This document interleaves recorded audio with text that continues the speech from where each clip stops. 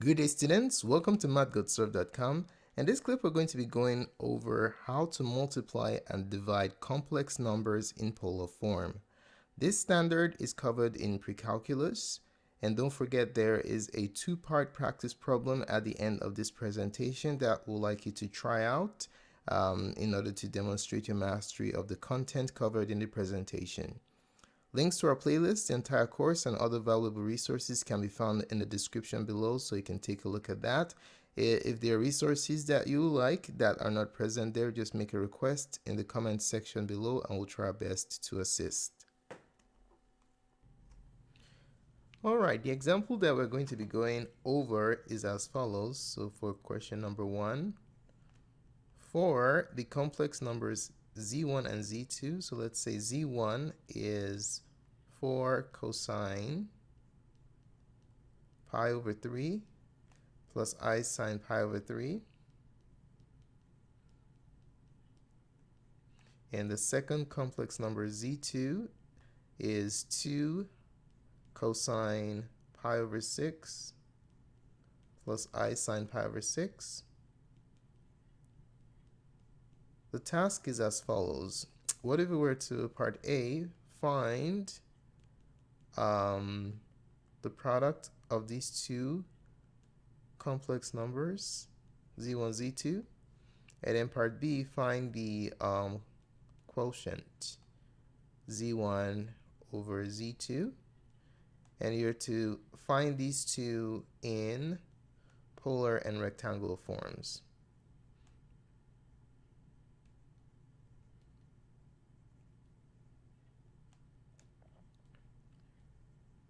Alright, so let's take a look at the first part, part A.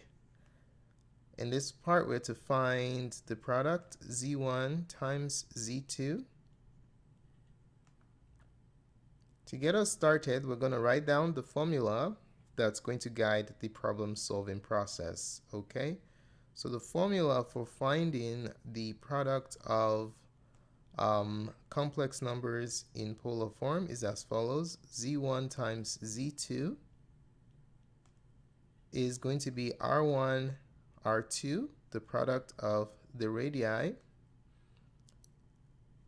cosine the sum of the angles, theta 1 plus theta 2. Theta 1 is the angle from the first complex number, theta 2 is from the second complex number, plus I sine theta 1 plus theta 2. Okay, so this is the formula that we're going to be using to find the product of these two complex numbers. Okay, all right, so to get us started, we just need to figure out what is r1, r2, theta 1 and theta 2, substitute it into this formula, simplify, and that will give us our product in polar form. So let's take a look at the problem. From the first complex number z1, we can tell that r1 is 4 and theta 1 is pi over 3. All right. And then from the second complex number z2, we can tell that r2, the index represents the position of the complex number. So 2 is the second one. r2 is 2. And theta 2 is pi over 6. All right, we're just following the format for writing complex numbers, which is r cosine theta plus I sine theta. That's how you write complex numbers in polar form. Alrighty. Okay, now we have the information that we need to substitute into our formula to calculate the product of these two complex numbers. Alright, so let's do it. We have z1 times z2 is equal to r1, what is r1 for? 4 times 2, r1 times r2, cosine theta 1 is pi over 3, plus theta 2 pi over 6, plus I sine theta 1 is pi over 3 again, plus pi over 6. All right, so what we just did is we substituted R1, R2, 31, 32 into this formula. Okay, let's simplify that. 4 times 2 is 8. Now what is cosine? What is pi over 3 plus pi over 6? Let's go ahead and do that on the side here. So we want to compute pi over 3 plus pi over 6 is the same thing as adding 1/3 plus 1/6 and then multiplying by pi. All right, so in order to add fractions, you need the same common denominator. The LCD for 3 and 6 is 6, so we need to multiply this by 2 top and bottom. And that will give us 2 pi over 6 plus pi over 6. And then you add the numerator, keep the denominator, 3 pi over 6. And that reduces, you divide the top and bottom by 3, 2 pi over 2. Okay, so that's what pi over 3 plus pi over 6 is. So we have 8 cosine pi over 2 plus I sine pi over 2. Alrighty, so this is the answer of the product of Z1 and Z2 in polar form. Okay, so polar form. So the question also calls for us to express our result in rectangular form also. So let's go ahead and do the conversion. We're going to convert this complex number in polar form into rectangular form. Alrighty, so what we're going to do, we're going to simply make use of our unit circle since these are common angles on the unit circle. We're going to use that to figure out what cosine pi over 2 and sine pi over 2 are. You can use your unit circle or you can just use the graph of the cosine function, cosine and sine functions to figure it out. So let's just use the unit circle, okay? Alright, so I'm just going to draw the portion of the unit circle that I need for this particular problem. And the portion I need is just the first quadrant will suffice here because I'm just going to the positive y direction. Okay. All right. So let's go ahead and put in a circle in there. So there goes just a portion of my unit circle. And you remember what your points are, right? Your coordinates for your unit circle. So this point right here, this is the point 1, 0. Let's change colors here. So this point right here is 1, 0. This is the 0 degree line. Okay, and then this point right here is 0, 1. This is the 0 degrees or 0 radians. We're working radians here, so this is 90 degrees or what? Pi over 2. Okay, all right, so this is the angle we're looking for. So if we go 90 degrees for theta right here, what is cosine of this angle? 90 degrees. And what is sine of this angle? So from our unit circle, we remember that cosine is the x coordinate, so this is cosine theta, and what? Sine is the y coordinate. Remember, y sin and cosine is x. Alrighty, so from here we can tell that cosine pi over 2 is 0. So we have 8 times 8 parentheses 0, the quantity 0 plus I sine pi over 2 is the y coordinate of pi over 2, which is 1 times 1.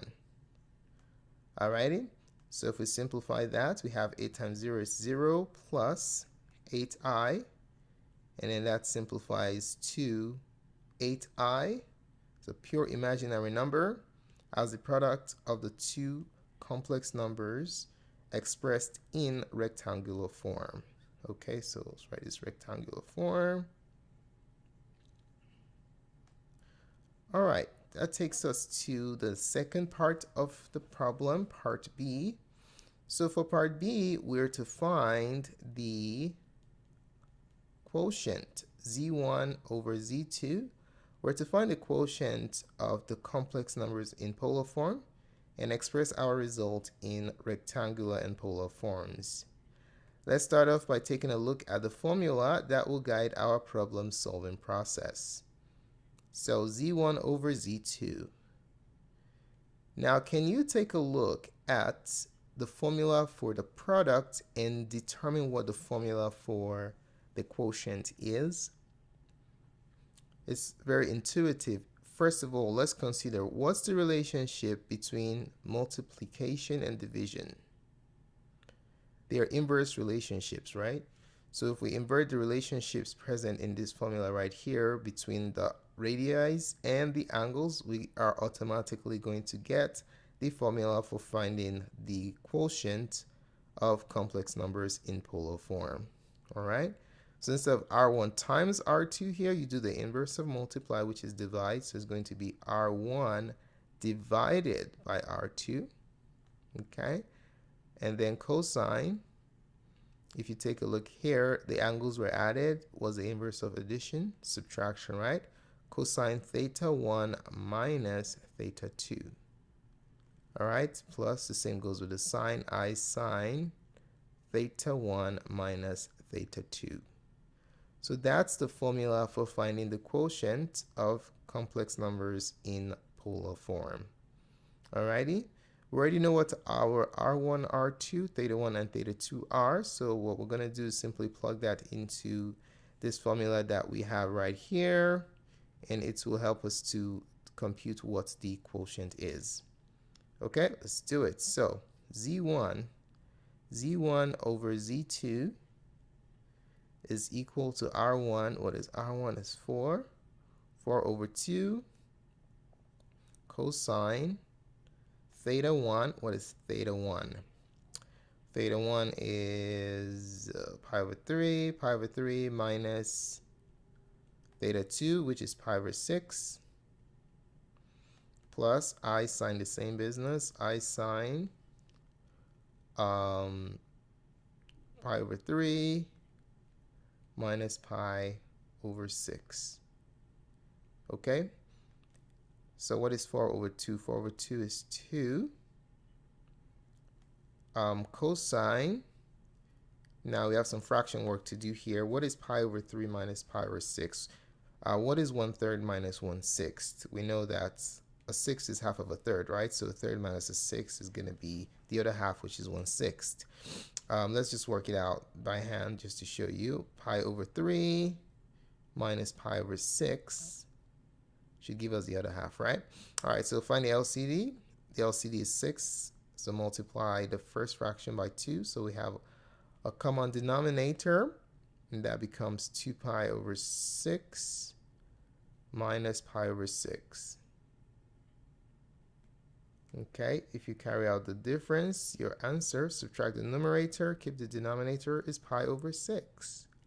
Okay, so we're going to have cosine pi over 6 plus I sine pi over 6.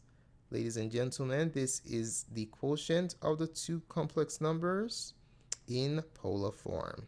Okay, let's plug that in and write down what form it is. This is polar form. Now let's go ahead and find out the rectangular form of this particular result. So in order to do that, we're going to be making use of our unit circle again. So pi over 6 is in the first quadrant, so this circle that we drew here will suffice to determine what cosine and sine of pi over 6 are. Okay, so bring down the 2 times. What is cosine pi over 6 and sine pi over 6? They just basically correspond to the x and y coordinates of the pi over 6 angle on the unit circle. Okay, so let's do a real quick review on our unit circle. So those are the two axis coordinates. So in between the axes on the unit circle, you have 3 points. 1, 2, 3. Okay, this is 60 degrees or pi over 3. This is 45 degrees or pi over 4. And this is 30 degrees or pi over 6. Okay, so let's go ahead and put that in. Now hopefully you remember what your coordinates are using the unit circle, right? So there's a particular pattern that you should have mastered that will basically help you to determine what the coordinates of the unit circle are. It's always good to do it with reference to the axis angles like 1001. Those could help you orient yourself, okay? So let's see, this one right here, this angle, that's pi over 6. No, it's pi over 3. And then this is 45 degrees or pi over 4. And the one that we want for this problem is the first one, which is pi over 6 or 30 degrees. So I was going to say 60 or 30 degrees. Okay. All right. So let's do it. What are the coordinates for these points? So remember your sequence of numbers for generating the coordinates of the unit circle. It's 0, 1/2, root 2 over 2, root 3 over 2, and 1. All right, so this is for pi over 6, this is for pi over 4, and this is for pi over 3. So you need to remember this sequence, all right? So going from 1, you're going backwards. So from 1, you have 1 is what? Before 1 is root 3 over 2, and root 3 over 2 always goes with 1/2. Okay, so notice 0, 1/2. Dead at the center, 45 degrees, is always plus or minus root 2 over 2, root 2 over 2. But in the first quadrant, they are both positive, so they're both root 2 over 2, root 2 over 2. Remember, at 45-degree reference angles, the values, the absolute value of the x and y's are always the same. Okay, namely root 2 over 2. And then the last one, we have 1, root 3 over 2, root 2 over 2. So we're going backwards. What comes after 0 or before root 2 over 2? And that's 1/2. And 1/2 is always paired with what? 1/2 is always paired with root 3 over 2, just like we had with the 30 degree or pi over 6 reference angle. Okay? All right, so now we are looking at this particular point right here. This is what we're looking at because our angles are pi over 6. So remember that your cosine is the x coordinate. So that's cosine theta. And your y coordinate is the sine. Sine is your y coordinate. Alrighty? Alright, we're good to go. So cosine pi over 6 is root 3 over 2 plus sine pi over 6 is 1/2 with the I component, 1/2 I. Alright, so what we're going to do next, we're going to distribute 2 to the two parts of this complex number in rectangle form, the real and imaginary parts. When we carry out the distribution, we're going to have 2 root 3 over 2 plus 2 over 2i. Okay, and that simplifies into root 3 plus I because of the reduction happening here. 2 goes here 1, 2 goes here 1, and then 2 goes here 1, 2 goes here 1. All right, so your final answer is going to be root 3 plus I. And this, ladies and gentlemen, is the rectangular form of the product of the complex numbers in polar form that was given, z1 over z2. Okay, so this is basically how you multiply and divide complex numbers in polar form. If there are any questions or clarifications that you like us to make in any part, in any of the parts of this problem, just indicate it in the comment section below and we'll be more than glad to respond. All right, so how well did you master this process? We'd like you to take a look at the practice problem coming up. All right, so we'd like you to try this. It's a two-part problem. Okay, one is the product and one is the quotient. So try this. So let's say you have the following situation. So number 2 for z1 equals 3 cosine pi over 2 plus I sine pi over 2. And the second complex number, z2 equals 6 cosine pi over 6 plus I sine pi over 6. We'd like you to find Part A, z1 times z2, the product. And in part 2, the quotient z1 over z2. And we want the answers in polar and rectangular forms. Polar and rectangular forms. Alright, so what we'd like you to do at this time, I'll go ahead and pause this video presentation, try out these problems, and then click back on the play button, and we're going to display what the answers to this practice problem is, okay? So go ahead and pause the video and try out these problems. Alrighty, welcome back. Hopefully you had this chance to try out the problems. The solutions to the practice problem is as follows. So for part A, z1 times z2 is equal to 18 cosine 2 pi over 3 plus I sine 2 pi over 3. So this is the answer in polar form, or in rectangular form, your answer is going to be -9 plus 9 root 3i. Alright, so that's the answer for the A part. For the B part, the quotient z1 over z2 is for the polar form is 1 over 2 cosine pi over 3 plus I sine pi over 3.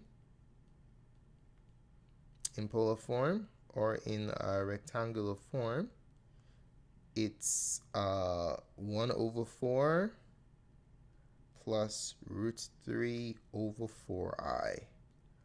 Alright, so there goes the answers to the practice problem. So how well did you do on this two-part problem? Did you get it? Did you get any parts wrong? Let us know in the comment section below how well you did, and we'll be glad to respond. Thanks so much for taking the time to watch this presentation. I really appreciate it. If you found the contents of this tutorial helpful in your studies of complex numbers and operations on them, do give us a like or a thumbs up. Your positive feedback is very valuable to us. Do not forget to subscribe to our channel for updates to other presentations. We upload videos to our page on a regular basis, so just subscribe and hit the notification button to get updates on our future uploads. As indicated earlier, if you have any questions or comments, just post it in the comment section below and we'll be more than glad to assist. More tutorials and support resources can be found at mathgotserved.com. Do check it out. Thanks again for watching, and have a wonderful day. Goodbye.